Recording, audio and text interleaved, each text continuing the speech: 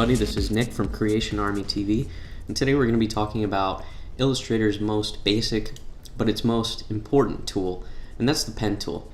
Everybody knows the pen tool in Illustrator, at least on some level, but a lot of people they have a fear of the pen tool, or they, for one reason or another, they find it complex. They don't know exactly how to use it. So let's get started on a very basic tutorial about what the pen tool can do. Pen tool is in a lot of programs. It's in Photoshop, it's in Flash, it's in After Effects. In Illustrator, the pen tool can do a lot more than those other pieces of software. And so let's talk about what we do with the pen tool to make shapes. With the pen tool, you just click anywhere on the artboard and you're going to make what are called anchor points. So when I make an anchor point and I make a second anchor point, there's going to be a line segment joining them, and by default it's a straight line. If I make another anchor point over here, we're just going to get straight line after straight line. I'll delete those.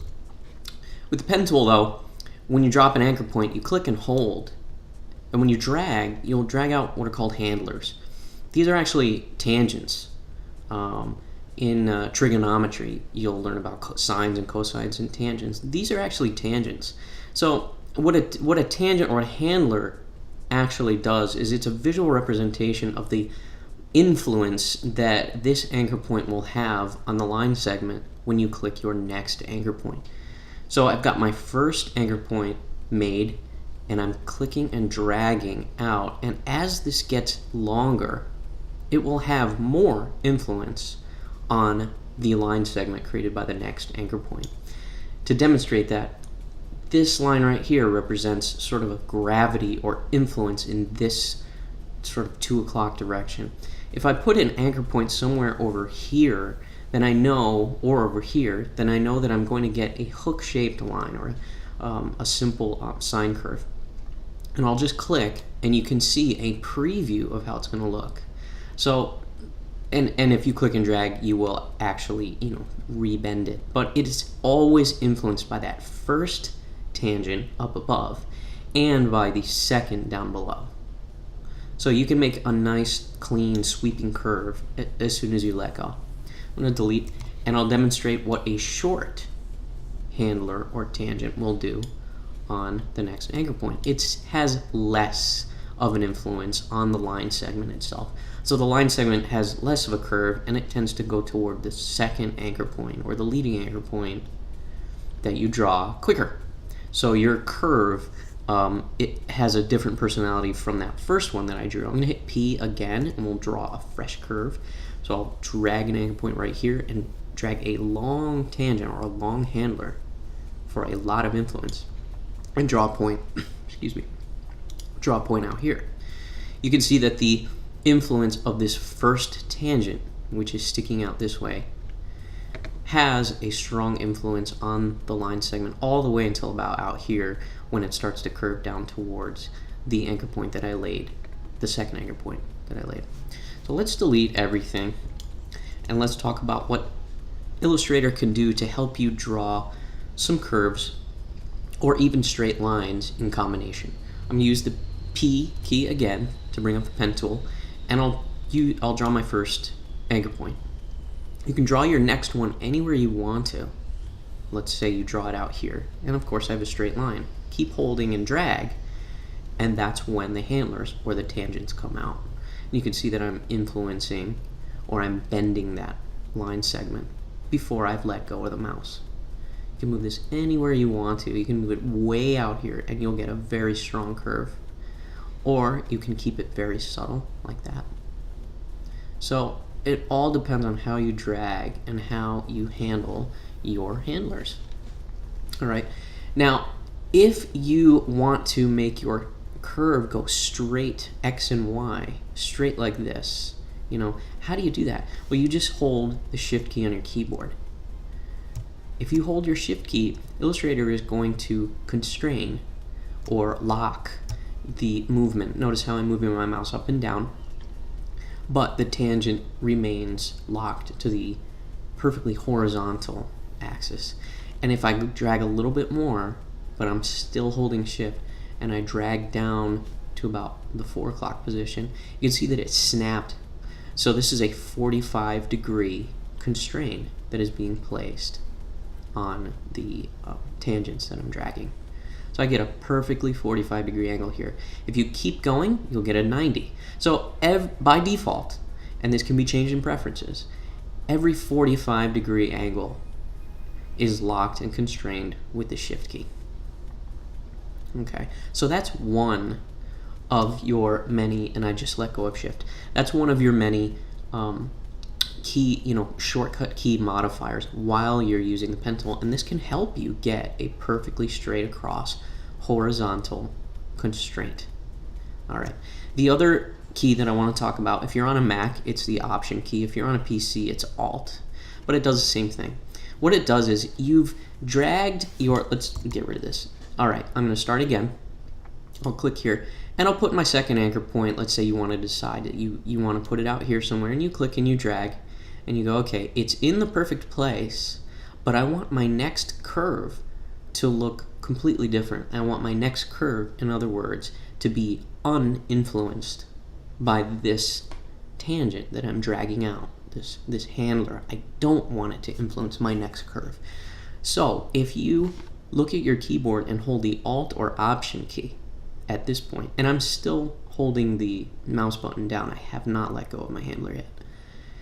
You hold the Alt or Option key, and then you drag, you will actually free the leading tangent that you've drawn, and you will redirect the influence of this tangent for your next line segment.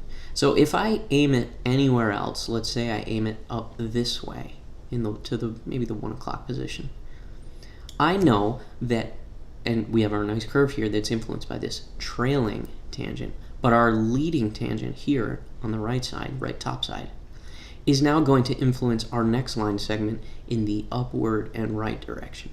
So if I lay an anchor point here, I'll actually get a similar curve to this, but I will get a nice sharp edge at the second anchor point that I laid. So I'll go ahead and click here, all right, and now I can let go simply if I want to, and I'll hit V to click away and just deselect, and I'll zoom in, and we can take a look at what we have here. What we have is 3 anchor points, 1, 2, and 3, and we have changed the influence that each of the leading and trailing handlers or tangents have left on these 2 line segments. They are now directing their gravity or their influence in a different direction. This can be extremely helpful for drawing complex shapes that sometimes may end in a sharp point, or they might end, or not end, I'm sorry, they might transition from soft points or rounded points to sharp points like this. I'll give you a demonstration. Let's say you're drawing a fish, and you want to start here, somewhere here on the canvas. You want to start at the fish's face, and we're going to go left to right to its tail, and then back around to its mouth. I'm going to draw the outline of a fish. So there's no wrong way to do this, but we're going to click our first point, and we're going to drag our influence. And this is sort of planning ahead. You know, you want your next line segment to shoot off this way, like the other examples that I've drawn in this video. And I want my influence to be about that strong because I want my next anchor point to be here as we go to the back of the fish's body toward the tail. All right. I'm going to hold Alt, and I'm going to redirect this influence because I basically want to kill or end this anchor point's influence on the next line segment. What I want to do is click directly on the anchor point. And notice how now it only has a trailing tangent. It does not have a leading tangent to my next area. So I click directly on it. The line is still alive. The next anchor point I click will continue this line, and I'll just draw a diagonal line up. And this starts to become the top edge of the fish's tail, and then down one, and then maybe down one over here, down one over here. And now, holding Alt before I drag, I'm going to hold Alt, and then I'm going to drag. And notice that all I'm creating now is a tangent or an influence on the next line segment. I'm going to drag it, let's say, way out to here. And notice how I'm about halfway to where I'm going to end my line segment, which will be out here. So if you go about halfway, it's a good rule of thumb to get a nice curve. I'll just drop it right there, and I'm letting go of Alt. And then I'm just going to click on the first anchor point, and that will go ahead and close or complete the shape that I've drawn with the pen tool. I've drawn 1, 2, 3, 4, 5, 6 anchor points, and this final one doesn't count because it was closed. And we can still see the tangents or the lines of influence on our pen tool lines, but what we can see here is that we've got a curved line followed by a sharp line segment, sharp corners, etc. I'm going to undo a few times, and I'll show you how we can get sharp corners into curves and then back to sharp corners. I'll undo, and I'll get, actually I'll just delete. So I'll draw my fish again from the nose, and I'll start here and drag a line. And then I'll go back near the tail, and I'll say, okay, there's the fish's body. And I'm going to leave the tangent on this line because I want my next curve to curve upward into the fish's tail. Here's another quick tip. If you're not happy with where you have just laid your anchor point, you can, without letting go of your click, you can hold the space bar on Mac or PC, and you can move the location of the anchor point that you just laid. So you can move it out to here, and then of course our sharp lines, and I don't like where that one is laying, so I'm going to maybe move it in a little bit more, and then I'm going to decide, hey, I want this one to be curved, so I'm simply going to drag, and I'm going to hold Shift to constrain this drag to a perfectly vertical constraint. All right, and then I'm going to decide to put my next anchor point here. All right, and now I want to sort of match the curve above, so I'm going to hold Alt to create a new line of influence or a new tangent, and I'll curve it up this way, and then on my next anchor point it has to be somewhere in this neighborhood, so I'll come down this way. All right, and always remember that that new anchor point's line segment is being influenced by that first and new tangent.